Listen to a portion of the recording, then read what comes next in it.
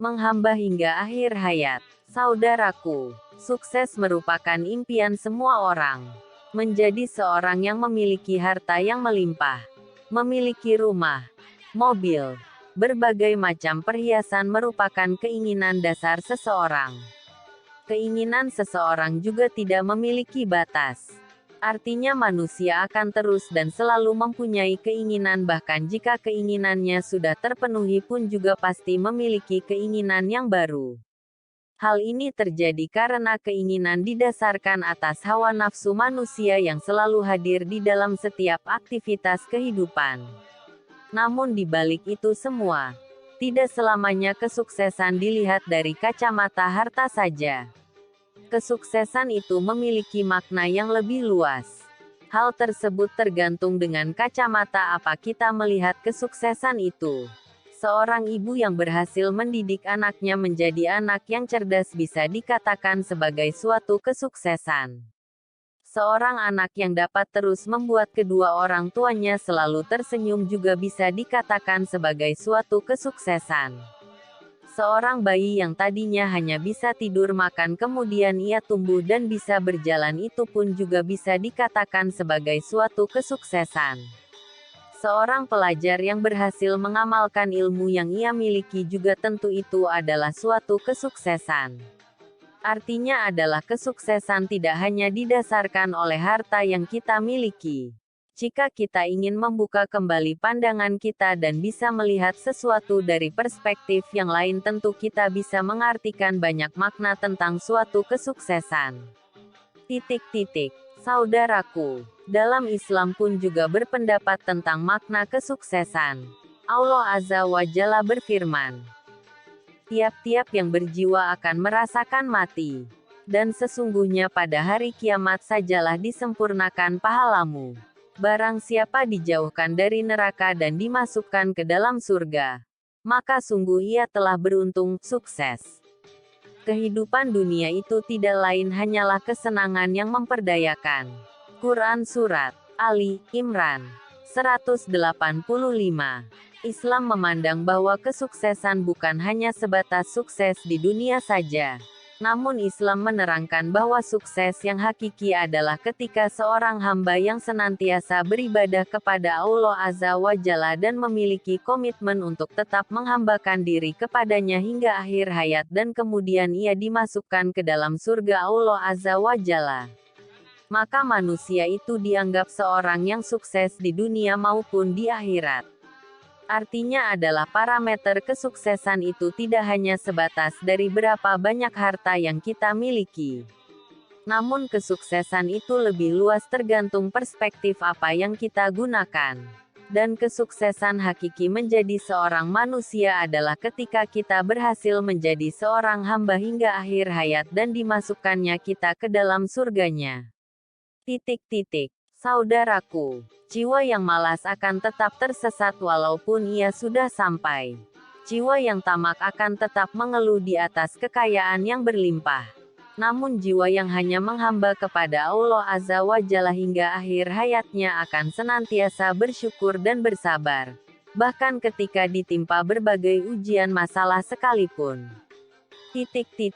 Semoga Allah Azza wa Jalla mengaruniakan hidayahnya kepada kita, sehingga kita tetap istiqomah senantiasa menghamba kepada Allah Azza wa Jalla hingga akhir hayat kita untuk meraih ridha-Nya.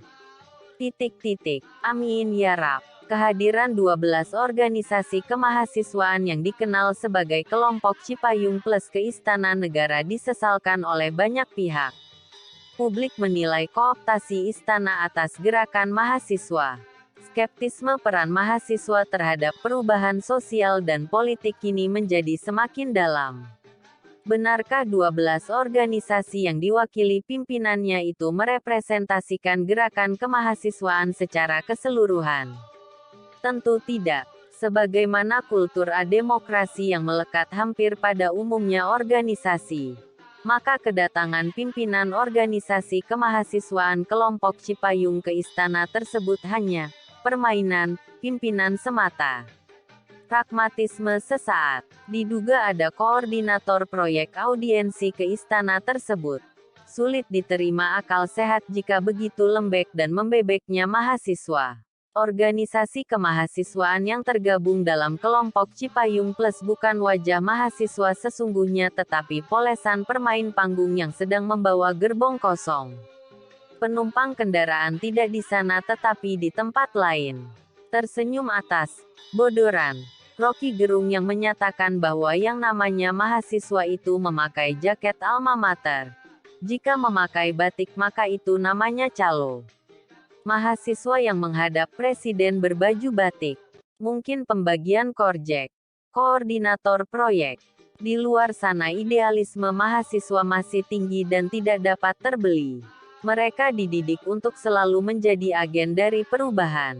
Setiap perubahan sosial ditengarai bukan saja mahasiswa hadir tetapi juga terdepan. Jika tiarap atau gerak lambat itu hanya sesaat dan tidak untuk selamanya. Ketika politik membusuk, penguasa semakin sewenang-wenang, dan represivitas meningkat, maka itulah momen mahasiswa bergerak cepat. Tanpa perlu rekayasa untuk mengendalikan perjuangannya.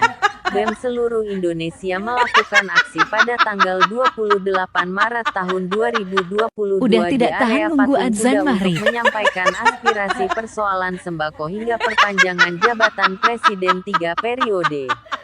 Barikade kawat berduri menghalangi keinginan mahasiswa untuk mendekati istana. Joko Widodo, rakyat memanggilmu, seru mahasiswa dari mobil komando. Mungkin maksudnya agar Pak Jokowi segera dipanggil menjadi rakyat kembali. Paling mutakhir adalah aksi mahasiswa tanggal 1 April tahun 2022. Sebanyak 800-an mahasiswa dari berbagai perguruan tinggi berunjuk rasa menolak penundaan pemilu. Meski berusaha bergerak ke depan istana tetapi aparat menghalangi sehingga hanya berdemonstrasi di area dekat istana saja. Dalam salah satu orasi diteriakan, Jokowi fasis, anti demokrasi. Rupanya dengan profil lugu, rakyat terkecoh oleh kebijakan semaunya ala fasisme. Dari Omnibus Law, IKN hingga penundaan pemilu atau bahkan skenario perpanjangan 3 periode. Ada juga teriakan, revolusi. Nafas pergerakan mahasiswa menguat, terus menggumpal dan dapat meledak pada waktunya. Berpadu dengan elemen perjuangan buruh dan kekuatan umat Islam. Jika status quo tetap bergaya kepemimpinan seperti ini, maka bukan mustahil dapat didobrak oleh 3 pilar kekuatan itu. Upaya serius untuk memperpanjang masa jabatan Presiden Jokowi akan menjadi pemicu dan duet Jokowi-Luhut Binsar Panjaitan pantas mendapat award sebagai troublemaker bangsa. Mahasiswa adalah harapan bagi perubahan, petaka bagi keserakahan pemegang kekuasaan. Berisiknya adalah tahap untuk berbicara dan bergerak di waktu yang tepat. Geliatnya adalah sinyal untuk perubahan yang semakin mendekat. Mereka tahu bahwa negara hancur itu bukan karena orang jahat berkuasa akan tetapi karena orang baik yang diam. Diam itu, non minus cultum quam impium. Tidak kalah bodohnya dengan jahat. Pemerhati politik dan kebangsaan. Udah tidak tahan nunggu adzan maghrib.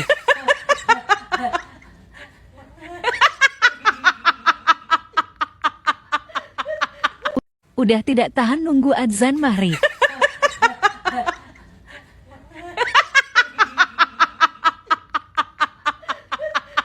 Udah tidak tahan nunggu adzan maghrib.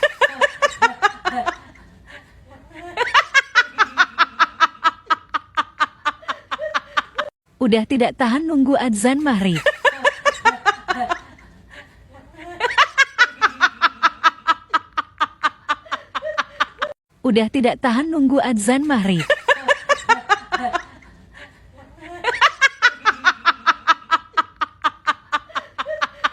Udah tidak tahan nunggu adzan maghrib.